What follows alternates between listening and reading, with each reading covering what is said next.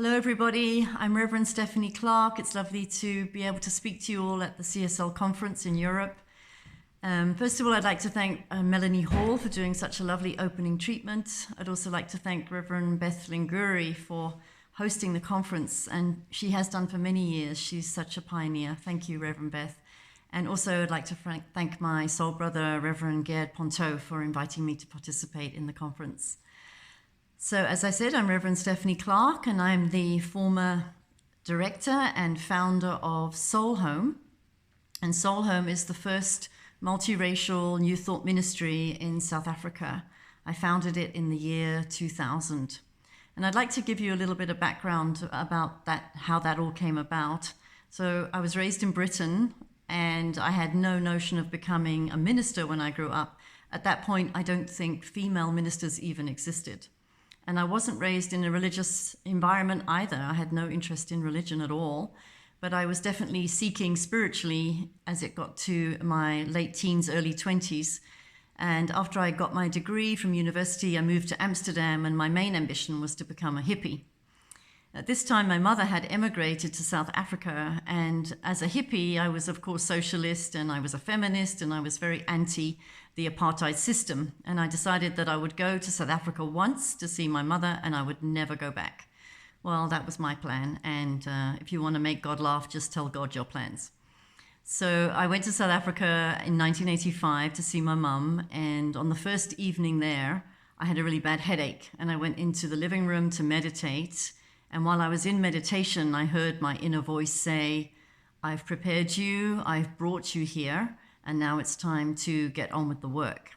And I didn't really know what the work was. All I knew was that I wanted to dismantle the apartheid system single-handed. I've always been a little overambitious. Anyway, for those of you who aren't so familiar with the South African situation, I'm sure you've heard of apartheid, and the word means separateness. And the apartheid system started in 1948 when apartheid was written into the law. So the blacks were separated from the whites because the blacks were considered to be the inferior race.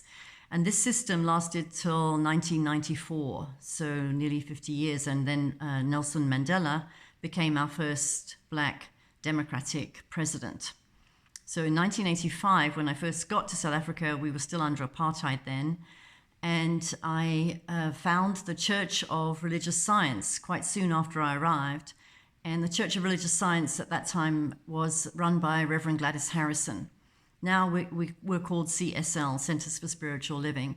And Gladys Harrison was the most wonderful Science of Mind teacher. And when I heard her speak, I knew I had to stay and study with her. So I ripped up my round trip ticket and I signed up for the Science of Mind 1 course, which was a year in those days.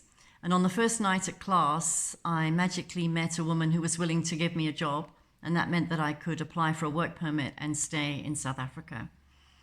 So that was 1986. In 1987, I was co-opted onto the church board, and Reverend Gladys Harrison asked us in a board meeting, "Where do you see yourself in 5 years' time?"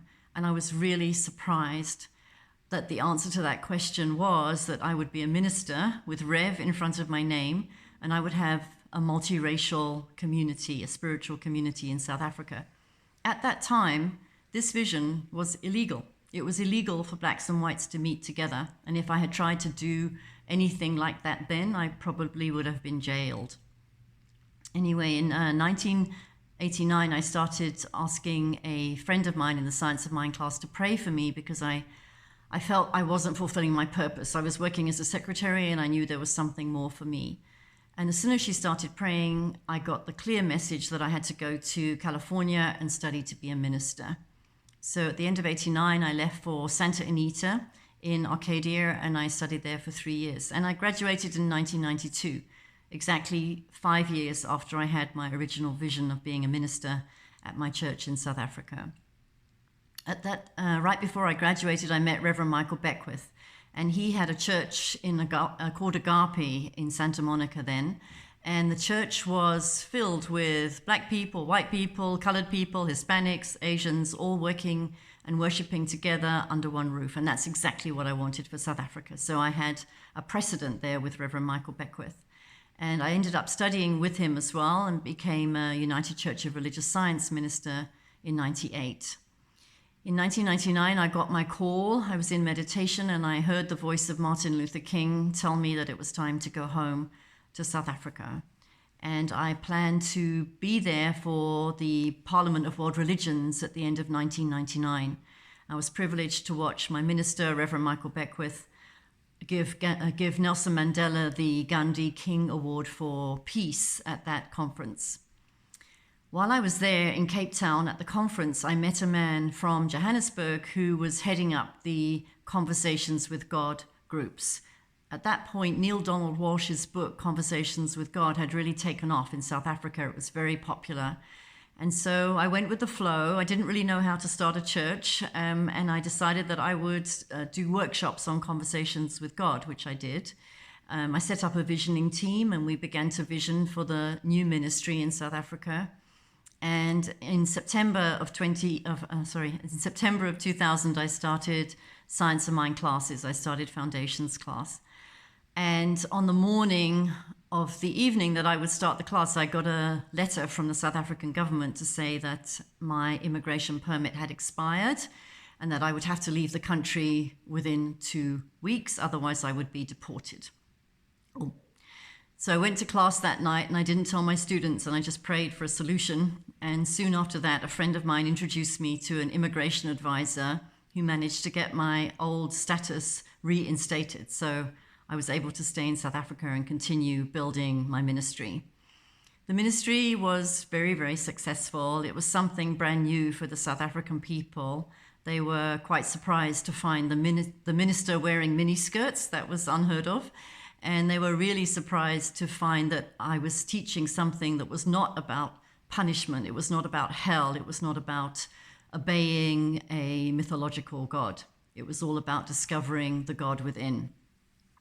So in 2001, we had a visit from Marshall Rosenberg, he's no longer alive, but he was the trainer for nonviolent communication. I had studied with him in California.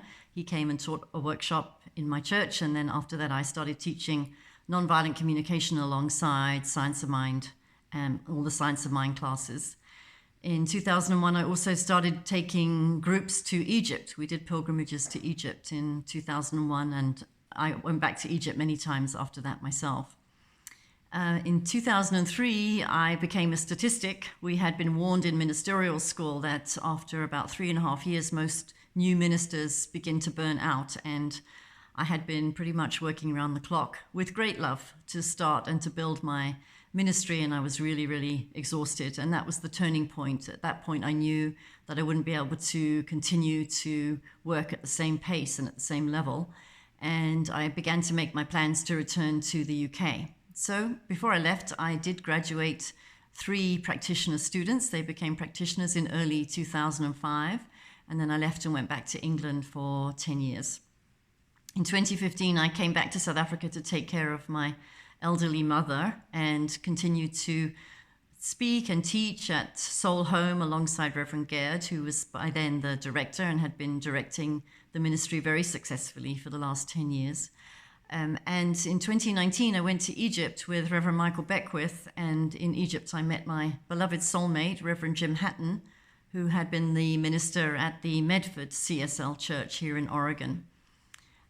Right before the COVID restrictions stopped me from traveling to America, I got the last plane out of South Africa, and I'm now living with my beloved Jim in Medford, Oregon. And irony of ironies, Jim knows Neil Donald Walsh quite well. They live in the same neighborhood. So recently we met up with Neil Donald Walsh, and I just love how everything comes full circle. So today I am writing and speaking and coaching, and if you'd like to learn more about my ministry and how I started it, this is my autobiography, The Misadventures of an Irreverent Reverend, a spirited guide for rebels and renegades. And my recent book is called The Sex Goddess, Debunking the Mythology of God and Sex. So I'm writing and speaking about sexuality and how religion has damaged our awareness of who we are as spiritual and sexual beings. If you'd like to have more contact with me, my website is revstephanieclarke.com, and I look forward to hearing from you. Enjoy the conference. God bless you. Bye-bye.